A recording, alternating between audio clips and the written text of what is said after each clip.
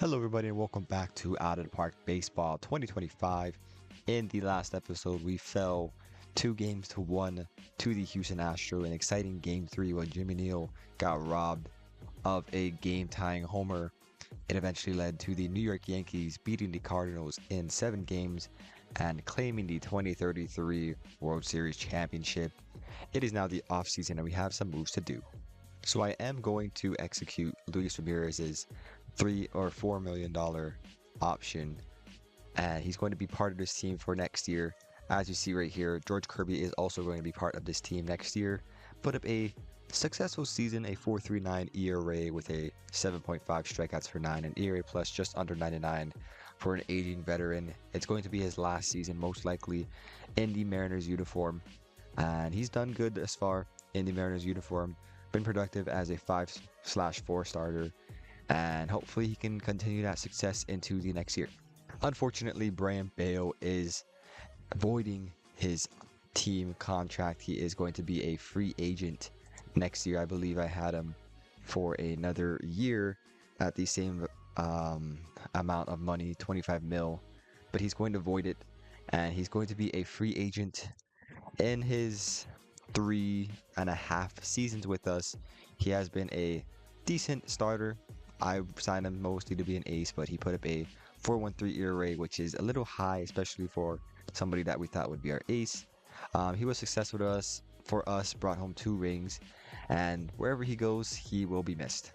Next, John Stanton is going to have our payroll around 210 million. This gives us about 30 or so million in team payroll to kind of mess around with. We have a lot of money for extensions. Most of our money, unfortunately, is going to Juan Soto. That was a very big mistake contract. He's going to be on the team for at least the next 3 seasons, and we're just gonna have to go through it. Nobody's going to take on that contract.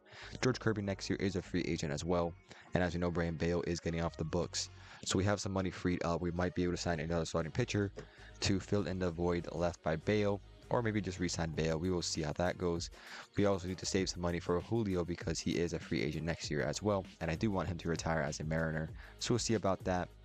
A review of the season goals John Stanton has given us. At the beginning of the season, we really didn't think that we would make the playoffs, but we finished 87 and 75, grabbing the top wildcard spot, or I guess third wildcard spot, I think it was. And surprisingly, we made the playoffs. So he likes that. We did trade away Hagen Smith, and he won a ring with the Yankees. So good for him. He got his 3rd ring and actually did pretty dang well with the Yankees. So he turned it around. He is somebody I could, spend some money on, but I think he is going to be asking for a lot of money. And we did trade him away, so that relationship might be a little tangled. But at his peak, he was one of the best pitchers in the game. John Stanton is still disappointed that we didn't acquire a power hitter. He still wants us to. Our farm system has been better, especially with our trade acquisitions. Brennan was good. Moyer did move up, so he wasn't on there anymore. But our farm system is definitely a lot better than it has been in past years. Our international amateur fines has been bad. We did bring up Esteban Silva, but he didn't perform nearly as good as we thought he would at the major league level. And long term, he still wants us to win a championship by 2036. And with people like Dave Moyer, Jimmy Neal, Dan Brennan, we should be able to. Now, his next goals for next year at least is to 1. Reach the playoffs, 2. Sign Brayan Bello, 3. Acquire a power hitter, 4. Build a top 6 minor league system, 5. Improve your international amateur fines, and 6. Build a championship team for 2036. So it looks like we are going to try our best to re-sign Brayan Bello because that is what the owner wants. And we'll see how we do in the offseason about that. So as we know, at the end of the season, the top prospect list comes out, and it is that time of the year. As we can see in the top 10, Dan Brennan is number 8, the only top 10 prospect we have, but we have a lot of prospects this year. And I'm excited to show you guys. If we go by the teams, we can see Dan Brennan is at number 8, our best prospect in AAA, probably going to be our starting first baseman next season. We'll see about that. We'll see how that goes, although he is making a push for it. We also have Chris Epp, the star-studded shortstop, can pick it at any position you put him at. He had a pretty decent offensive season, or I'd say pretty good in my opinion. An 804 OPS with a 450 slug and a 350 on base percentage while playing Gold Glove defense. This guy is going to be very, very good. He had a great season in AAA, and I hope he continues it and makes the majors eventually. If we go down here, going to the pitching side, we have 4 prospects on this side. Let's start with the major league call-up, Andy Davidson. As we know, he did get called up in the middle of the season, or at the end of the season, I would say. He pitched in 56 innings and threw up a 4.98 ERA. It was inflated a little bit in the last 2 starts that he had against Texas and Baltimore, but he did pretty good in the majors. Hopefully he continues his success as a major league starter. Next we have Loic Berard. As we know, Loic, I believe he tore his UCL. Yeah, tore his UCL in 2032, but he has recovered from that and did very, very nicely in A-ball. 10 starts, 2.41 ERA with a 9.4 strikeouts per 9. Did very, very nice. He looks like a young stud. Going down even further, we have Chad Wilson in the Rookie Ball League. Number 38 prospect, first round pick this year. And his stuff looks very, very good. If he can pan out, he should be a top of the rotation type of guy. The only thing that scares me though is his stamina. He has a 45 stamina, which is not favorable. You know, he looks to be a reliever at this point, but hopefully we can improve that in the future. He looks like a stud. We also had Billy Blake in AA. He was in high A, did good. AA, he did struggle a little bit, but he does look good. He is a workhorse, a 3-pitch guy. Maybe in the offseason we can improve his pitches and take him to the next level.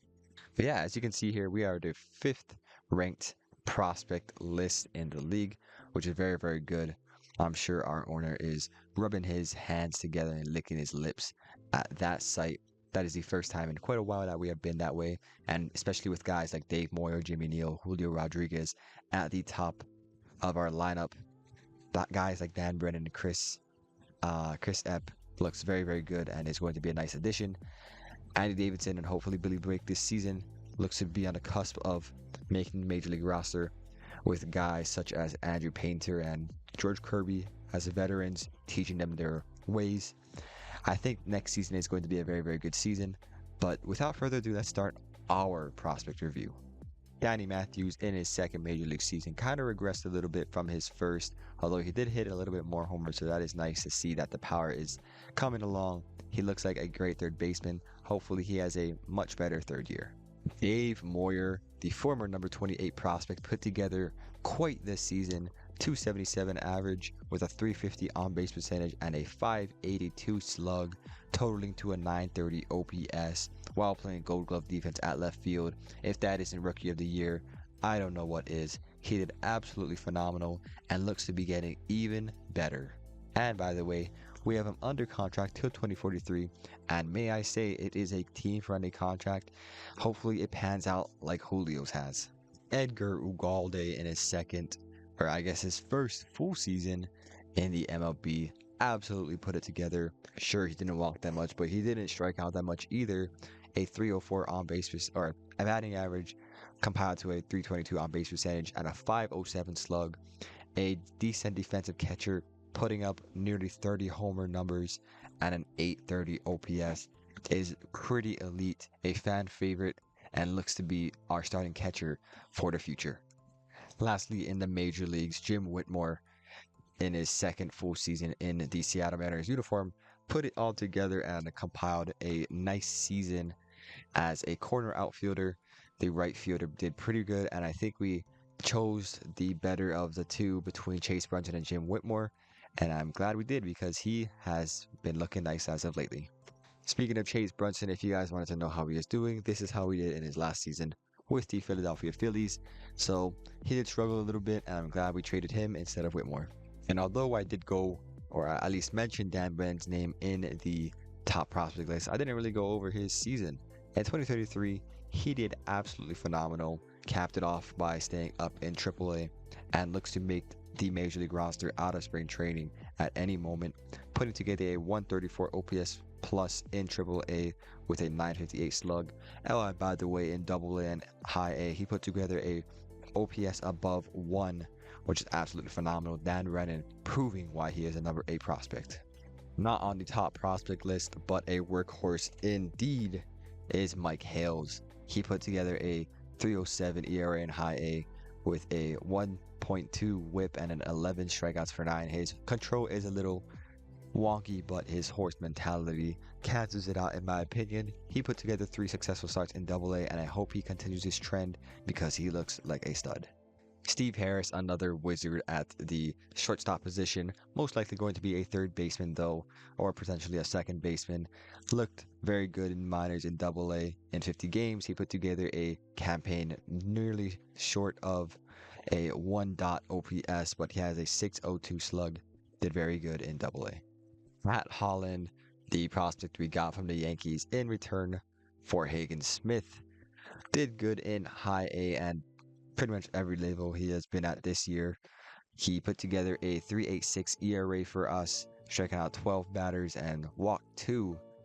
He looks like a stud and a great reliever. Hopefully he can pan out and continue to grow.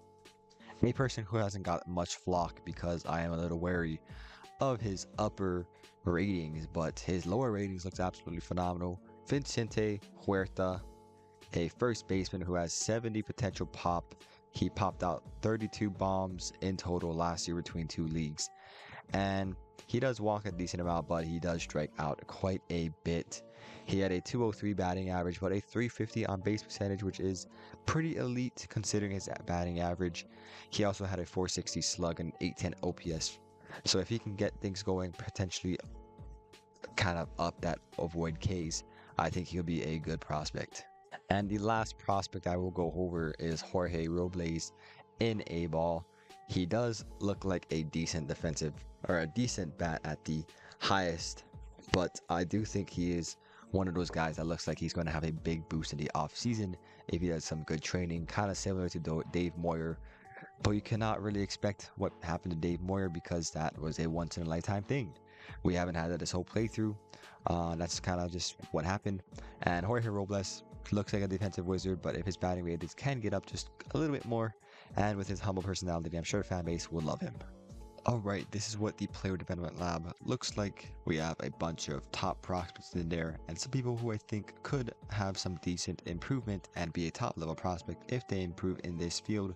Hopefully their training goes well. So this is who we're going to offer in the arbitration salary. We have Thomas Valenzuela, Henry Lalline, and Jefferson Lopez staying with the team. Meanwhile, Brian Johnson is going to be withdrawn on. As you know, he was a waiver wire pickup in 2033 just to fill out the bullpen a little more. He did good with us, but we have better options and we are going to withdraw on him. Addison Barger is going to be, he's going to be probably gone. We'll see if we can extend him. He did do great in his role at second base, but the thing is his second base ratings defense wise is just gone down, and that's a little worrisome for me. In 100 games he did very good against righties. And Brain Bayo, as we know, is going to be a free agent. We are going to extend a qualifying offer to him, but a pitcher going into his age 35 season, I'm just not sure if he's worth as much money. We have seen what happened to George Kirby. His fall off was tremendous, but he has done good because he is a legend. I don't know if the same is going to be for Brain Bayo. We'll just have to wait and see, and we'll try to extend him, and if it doesn't work out, then it doesn't work out. So the awards have come out. In the AL, Dave Moyer has won his first Gold Glove award. He has deserved it as well, putting up a nice season. Maybe he'll get a Silver Slugger as well, and potentially even a Rookie of the Year. And we did see it, boys. It was a sneak peek. But Julio Rodriguez has finally won a Gold Glove award. He did phenomenal this season in center field and had an absolutely phenomenal season. Maybe an MVP run. He already has 2 in his career. He has pretty much everything that you could ask for. He has a World Series rings. He has Silver Sluggers. He has All-Stars. He has MVPs, Rookies of the Year, and a Gold Glove to his resume. A first ballot Hall of Famer for sure. Looks very, very good. Only 32 years old, going into his 33-year season. Looking to get even better. Great job to those two. In the NL, this is who won it. In the AL, for the reliever of the year, it was a close race, but ultimately Eddie Arellano has won it for the Boston Red Sox. Had a very great season for the Red Sox in 2033, putting up a 41 save season and a 11.1 strikeouts per nine. Did very, very well. Woo-Suk go for the Yankees. Just edged out a 1.9 ERA and a 9.8 Ks per nine. Did very good, both of them. Brain Perez placed in 5th place, so good for him. In the NL, Steve Bowen won it unanimously. So the Silver Slugger Awards have been announced. We have 2 winners. Jimmy Neal winning his first, putting up a .310 batting average, a .360 on-base percentage, and popping out 41 homers, totaling to a .940 OPS season. Did absolutely phenomenal in his 3rd season of the big leagues. Hopefully to do even more damage in the future. And also Dave Moyer winning his Silver Slugger, absolutely deserved. And yeah, he looks like a stud. I'm so glad we had that contract given out to him. Unfortunately, Julio Rodriguez did not win it in center field because Chris Such won it for the 2nd straight year. Looks like an absolute stud and might even win the MVP this year. We'll see though. It's going to be a race between probably him and Julio. And would you look at that? Dave Moyer, a unanimous award for him. A Rookie of the Year award. That is Dave Moyer absolutely winning it. Does very, very nicely. Winning a Gold Glove, a Silver Slugger, and a Rookie of the Year award. I'm not sure it has been done in Seattle Mariners history. Maybe A-Rod did it. I'm not too sure. But Dave Moyer unanimous. It is a little funny because Art Allen, who was formerly in our farm system, we traded him for somebody who didn't pan out. And Art Allen did pan out. As soon as he left Seattle, he absolutely developed and looks pretty dang good at both positions. But we do have Chris Epp in the wings, so he should be doing good as well. But congratulations to Dave Moyer on winning the Rookie of the Year unanimously. In the NL, Amilcar Malheiro won it for the Miami Marlins, putting up a great season, better than Moyer's, a 56 homer campaign even. Did absolutely phenomenal. Second baseman, so that award did take a hit, but his offensive bat is nothing to scoff at. So great job to the Rookie of the Year award winners. In the AL, Aaron Boone is the manager of the year, led his Yankees on a 100-win campaign. Actually been the Yankee skipper for quite a long time. I didn't even realize he was still in the job, but he has won his 3rd Manager of the Year award. So good for Aaron Boone. And in the NL, the St. Louis Cardinals, Michael Henry has won it his 2nd season in the bigs as a manager, and he wins it. So great job to those 2 skippers. And the streak has been broken. Jim Blaisdell will not be winning his 5th straight Cy Young award, although he did put up a very good season. So somebody had to have beaten him. We have not seen this run since the big unit. Already a first ballot Hall of Famer in my opinion. But Jaheim Teemer has won it for the Oakland Lake Monsters. Doing absolutely phenomenal. A workhorse starting over 230 innings. A 2.33 ERA, the ERA crown. And did absolutely phenomenal to eke out the reigning Cy Young Award winner Jim Blaisdell. Jared Thompson also placed in 2nd place. Despite putting up a higher ERA, he did strike out more batters. So great job to both of them. We do not have any Seattle Mariners in there, unfortunately, but good job to them. They looked very, very good. In the NL, unanimously, Rogelio Llanos wins his first in his 2nd year of the big leagues, actually wins the Triple Crown. So good for him and good for Jaheim Teemer. And to everybody's surprise, Kurt Justice of the New York Yankees has won the MVP award in 2033. Wow. I mean, I guess it is very justified. A decent gloved first baseman, a probably above average glove, I should say, popped out 57 homers and had 162 ribbies. One of the best ribby seasons that we have seen in quite some time, and an exactly 1 OPS. Compared to Chris Such and Julio, they were producing more in the defensive field, so that is why their WAR is much, much higher. Although Chris Such had a higher OPS despite having 10 less homers and just had 20 less RBIs. So, it's up in the air. I think Julio deservedly so did place 3rd place. I don't think he really had a a sanest race. But wow, look at that. Chris Such finishing second place, not winning an MVP award again, even though he's put together back-to-back great seasons. But Julio, 32-year-old man, going on a 33-year-old season, finishing third place. So good for him. Let's see if we have any other Seattle Mariners. We do. Dave Moyer actually finished in 5th place. I'm expecting him to win an MVP or two in his future because he looks like he could win one. Jimmy Neal placed in 7th place. So good for them. Edgar Ugalde also got on top, the big four, as some may call. And guess what? We even have Dan Brandon coming up. So, you know, Dave Moyer got us a draft pick with his Rookie of the Year award. Maybe Dan Brennan can win another one and get a draft pick. We'll see how that goes. And Amilcar Hero has won it for the National League. I mean, both campaigns, 50 homers or more. And this one is actually a Rookie of the Year award winner. Just won the Rookie of the Year award this year. A great season for him, and the Miami Marlins season looks very, very good. Jackson Harley actually placed 2 votes below him. Despite putting up a phenomenal season, again, defense did take effect because Amilcar had a much better offensive season. But wow, look at that. Very close race in the NL, but in the AL, Kurt Justice takes it with no doubt. So the arbitration hearings have passed. Here we go. Henry Lee and Thomas Valencius and Jefferson Lopez have all been rewarded their team salary instead of their own. And unfortunately, Brayan Bello will become a free agent. So he will be testing the market, trying to get a contract worth what he thinks he is worth. And we'll make a run for him for sure, guys. We will make a run for it. But he is going to be demanding a lot of money. I will show you guys who all are filing for free agency. So let's see.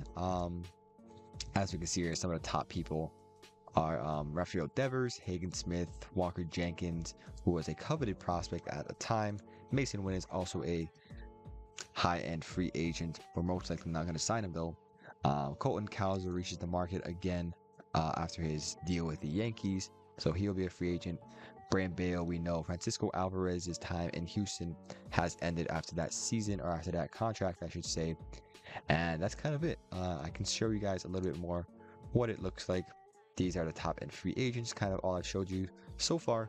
And our number one target is most likely going to be Brayan Bello. And we'll hopefully bring him back, but we will see how that goes. So it is February 24th, and the offseason has finished. Let's go see what kind of moves we have made. So to get it out of the way, first things first, Julio Rodriguez has signed a new contract, buying out his old one, or I guess renewing his old one, which expires after this season. He will be a Seattle Mariner until 2040, a $192 million contract worth for over the next 6 years. He is most likely going to be a Mariner for life, hopefully. This is a big contract, especially for one of our franchise cornerstones. He can still do it at the age of 33. We hope to have success with him going forward. Won his first Gold Glove last year in the awards, and he's pretty much got everything. Let's hope he can add another ring to his resume. Not too big of a signing, but an old friend joining back is Kyle Johnson. He was released by the Phillies last year after a pretty bad season in the majors, and we got to sign him for a minor league contract. Now, he isn't that good of a starting pitcher or a fielder, but he does have potential upside for a buy low, kind of reward high contract. If we have any injuries to the pitching rotation, he's going to be that guy that we call up. So Kyle Johnson, welcome back to the Seattle Mariners. Now, unfortunately, we did not re-sign Brayan Bello. It was very, very tough to sign him.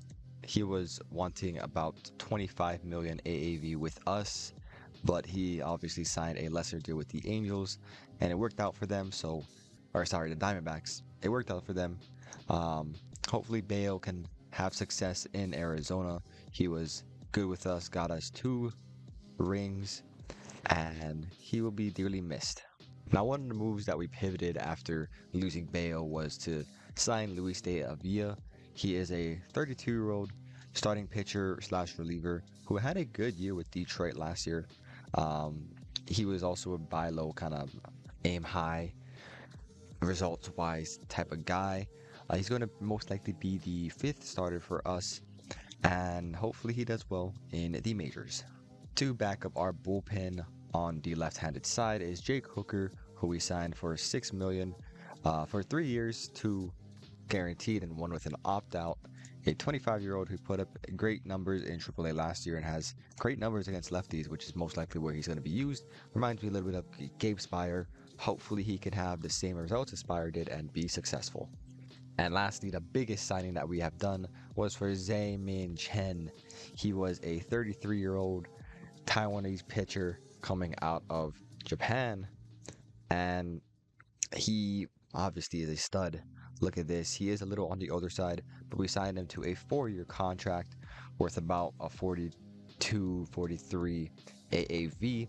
A player opted out at the 2037 season, and he is going to be our ace going forward with the loss of Bale.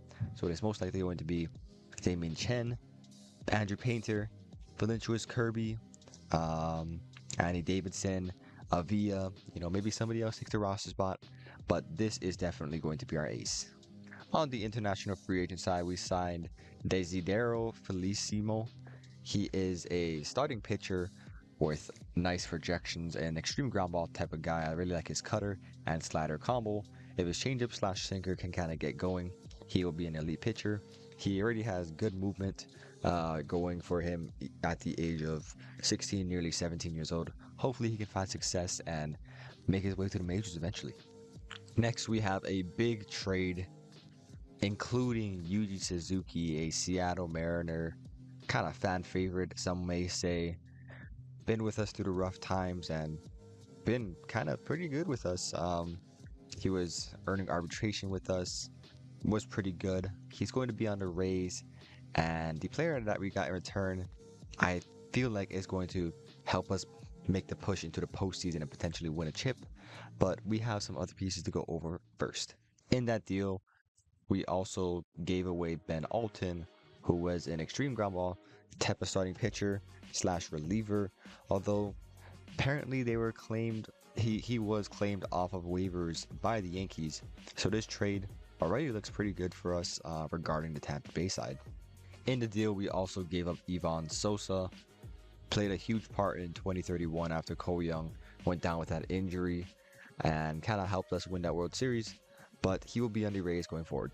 Same with Greg Zona, broke out in 2031, but 2032 and 2033, he wasn't nearly as good. His glove was there, but his bat has gone down worse and worse, and he was kind of a outspoken personality in the clubhouse, which isn't really good for a clubhouse, so we have traded him away to the Rays. Lastly, the big piece in the trade would be Jorge Sacasa, who was a two-way stud with us in the minors, but he has many injuries, as we can see here. He recently tore his rotator cuff. He's had a lot of injuries regarding his legs, so his two-way stud kind of potential did go away, but he still has some upside regarding his batting side. I don't know if he's going to be a pitcher anymore. Let's see how the Rays use him, but he's going to be on the Rays going forward. And in return, we got Landon Stripling. As we know, I believe it was I think it was 2028, when Stripling was a pain in our side and absolutely tore us apart, eliminating us from the wild card round. This time he will be on the Seattle Mariners. I do think we gave up quite a bit for him. I would have liked to retain one or two pieces, especially for just 1 year of Stripling, but regardless, we are trying to win a ring. We are in win now mode. He is a leader in the clubhouse and is most likely going to be our second baseman going forward. Some free agent deals that you guys might be interested in is Francisco Alvarez. He was the backstop for the Astros for the past 5-6 years, but he has now signed a 4-year deal, or I guess 5-year deal with the LA Dodgers, and will be a Dodger for quite some time.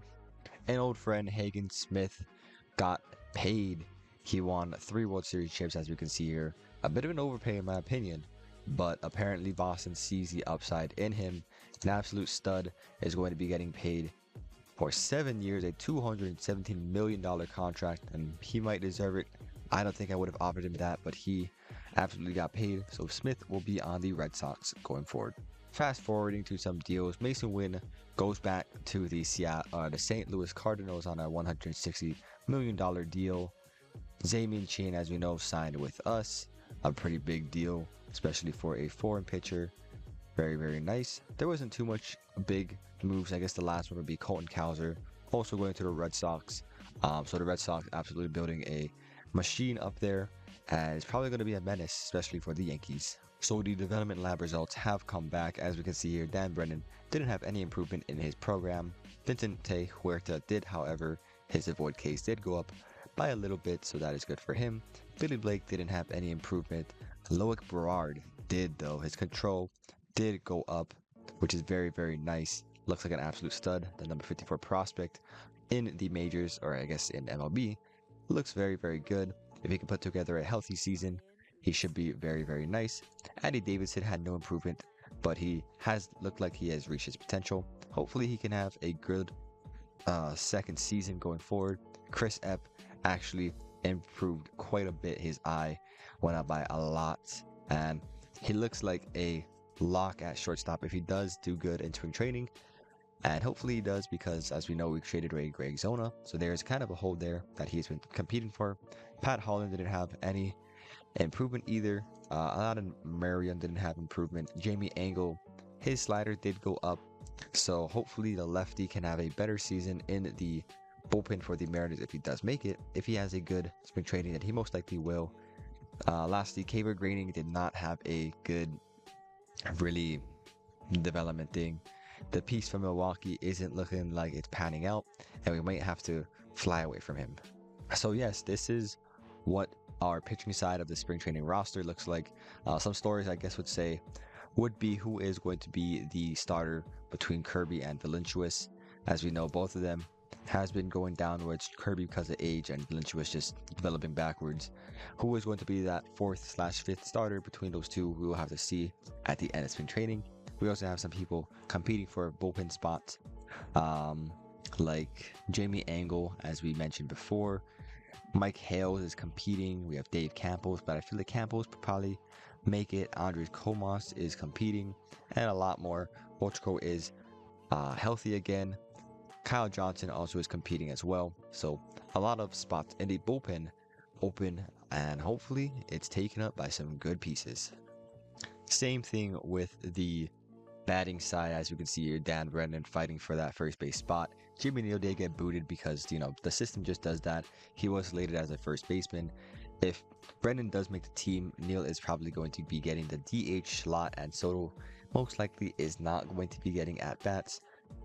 Landon Stripling also did get booted from second base, but it is fine. It doesn't really matter to me, because I know how I want to run the team, so that is fine. If we go a little more down here, we have Chris Epp, who is fighting for a spot as well.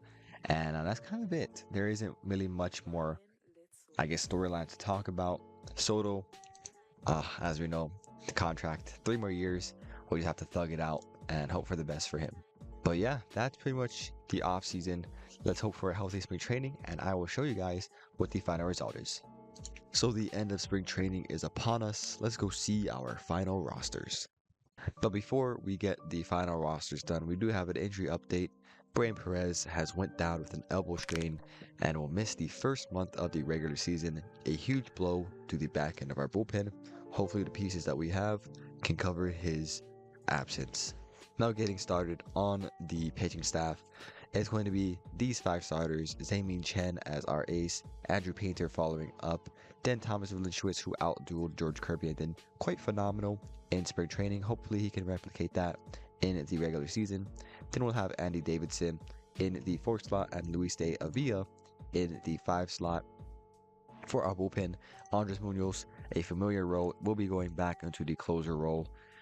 Then it'll be Carson Brumbo, who actually put together a pretty good spring training. Hopefully that'll translate to the regular season. Jake Hooker and Joey Volchko will be our setup guys, with Campos, Kirby, Comas, and Lopez all making the opening day roster. There were some people that didn't make it. Henry Lee got booted down. He had a horrible one. Kyle Johnson got booted down. He also did horrible in spring training. So hopefully those guys can bounce back and do good in minors, maybe make it back to the big leagues. But for opening day, this is what our pitching staff is going to look like. Now on the batting side, a big storyline did Dan Brennan make it? No, he did not. Dan Brennan had a really, really bad spring training. I wouldn't say really, really bad, but I would say he was a little bit overpowered. 205, 271, 295 with a 566 OPS. He is on the cusp of making the majors. I will reevaluate him after the month of April, and if he does good in the AAA, he will most likely be back. Like I said, he is most likely going to be on the majors if an injury happens to one of our pieces on the bench, because he is a very valuable bat and he looks very, very good. So Dan Brennan, just keep grinding away. It'll be worth it eventually. You'll be on the big league soon. Now, the other storyline. Did Chris Epp make it? Yes, he did. The defensive wizard had a great spring training with a 481 on base percentage. If he could do that in the big leagues while playing great defense at shortstop, that would be quite good. Enough about that. Let's look at our lineup. It's going to be Edgar Ugalde, Dave Moyer, Julio Rodriguez, Jimmy Neal. That is a tough 1 through 4. Then we have the new addition, Landon Stripling, filling out the number 5 spot, with Danny Matthews following him up. And then Jim Whitmore in the 7th slot, and Soto, then Chris Epp. But on the lefty side, we have Luis Ramirez actually taking over the DH for Juan Soto, because as we can see here, his ratings against lefties has gone down quite a bit. Rating in general has gone down quite a bit. If Soto does start to struggle against righties, then Ramirez is most likely going to get the at-bats against both. So Soto, if you want to keep your job, you got to do well, at least against righties. But yes, this is the spring training, or I guess preseason predictions. They predict us to finish 10 games above 500, but 4th place in the division behind the Astros, Angels, and Rangers. We will see about that. Projected to have big years. We actually don't have anybody on our team projected to have big years on either side of the ball. This is what the NL side looks like. The St. Louis Cardinals and Dodgers projected to have 100 win seasons, so good for them. And I guess lastly, we have the top 100 prospect list. We do not have any Mariners on the top 10, but if you look and sort it by teams, we can see here on the batting side, we do have Chris Epp and Dan Brennan. You might be wondering, who is Mike Burke? Mike Burke was our 2nd round pick last year, a great, great glove in left field who has potential to have 70 pop and great gap power. If he can do good and kind of develop, he should be very, very nice. Kind of reminds me of a little bit of Alfredo Esquilin. Hopefully his route doesn't go that way, but goes the other way, because he looks very, very good. Now, if we go on the pitching side, our pitching system is actually stacked. We have Billy Blake, Loic Burard, and Chad Wilson, all doing good. Hopefully Wilson can develop nice, because he looks like a stud. Our 1st round pick last year did very, very good. And if we look, you want to sort it by who's the best. We are sorted at number 8. I do expect it to change though, because Chris Epp is going to be moving up, and Dan Brennan eventually is most likely going to make his major league debut this season. So our farm system is probably going to drop to the mid-teens, I'd have to imagine. But yeah, that's pretty much it. Oh, I guess one more thing I do have to say. I'm a little disappointed. I didn't realize this until I guess after it happened, but I didn't realize the new CBA rules wasn't implemented into OOTP. I'm guessing it's a little hard to do it. But even though Dave Moyer did win Rookie of the Year, we will not be getting a draft pick because it is not implemented into the game, unfortunately. So that is a bit of a blow, a bit of a, it's a little sad, but doesn't matter, because I feel like we can still be successful without that draft pick. And that's pretty much it. That is pretty much it. We have opening day in 2034. It is also our contract year. Depending on the length of the contract, it might be our last one. So let's try to make a successful season out of it. But you have to wait for that in the next episode. We will see you next time.